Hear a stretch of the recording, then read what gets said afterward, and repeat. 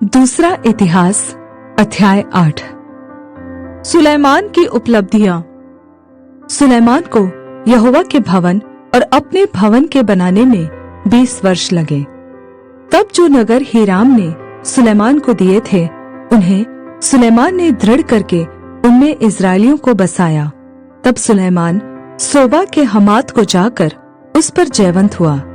उसने तदमोर को जो जंगल में है और हमात के सब भंडार नगरों को दृढ़ किया। फिर उसने ऊपर वाले और नीचे वाले दोनों बेथोरोन को शहरपना और फाटकों और बेड़ों से दृढ़ किया। उसने बलात को और सुलैमान के जितने भंडार नगर थे और उसके रथों और सवारों के जितने नगर थे उनको, और जो कुछ सुलैमान ने यरूशलेम, लबानोन और अपने राज्य के सब देश में बनाना चाहा, उन सब को बनाया।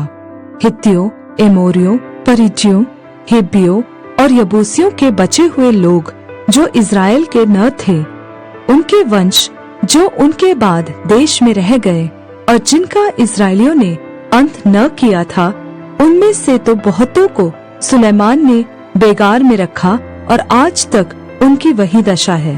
परंतु इज़राइलियों में से सुलैमान ने अपने काम के लिए किसी को दास न बनाया।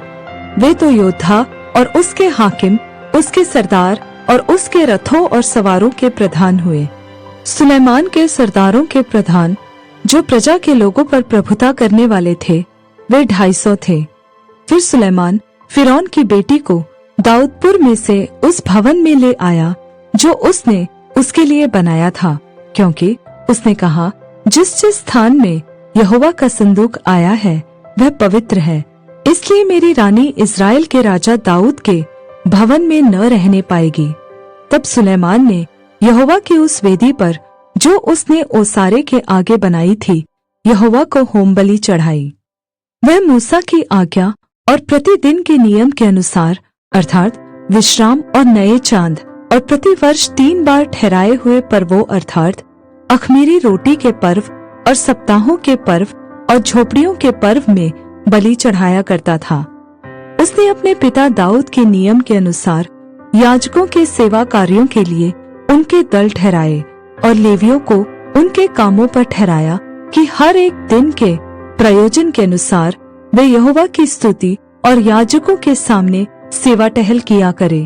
और एक एक फाटक के पास द्वारपालों को दल दल करके ठहरा दिया, क्योंकि परमेश्वर के भक्त दाऊद ने ऐसी आज्ञा दी थी।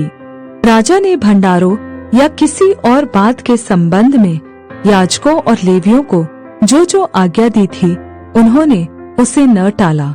सुलैमान का सब काम जो उसने यहोवा के भवन की नींव डालने से लेकर उसके पूरा करने तक किया, वह ठीक हुआ। इस प्रकार यहोवा का भवन पूरा हुआ। तब सुलैमान एसियो नगेबेर और एलोत को गया, जो एदोम के देश में समुद्र के किनारे स्थित है।